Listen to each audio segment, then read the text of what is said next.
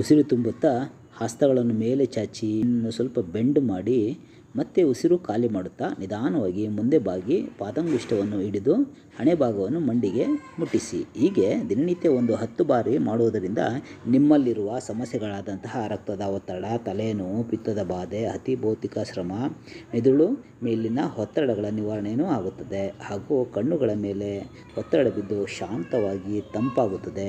ಹೊಟ್ಟೆಯಲ್ಲಿನ ಪಚನಕ್ರಿಯೆಯನ್ನು ಸುಗಮಗೊಳಿಸುತ್ತದೆ.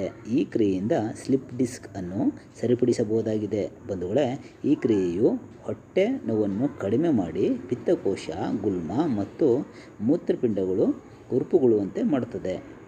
ಹೆಣ್ಣು ಮಕ್ಕಳ ಮುಟ್ಟು ದೋಷಗಳನ್ನು ನಿವಾರಣೆ ಮಾಡುತ್ತದೆ. ಎದೆ ಬಡಿತದ ವೇಗವನ್ನು ಕಡಿಮೆ ಮಾಡಿ ಬೆನ್ನಿನೊಳಗಿನ ನರಮಂಡಲ ಶಕ್ತಿಯನ್ನು ಹೆಚ್ಚಿಸುತ್ತದೆ. ಎಲ್ಲರೂ ದಿನನಿತ್ಯ ಅಭ್ಯಾಸ ಮಾಡಿ. ಧನ್ಯವಾದಗಳು.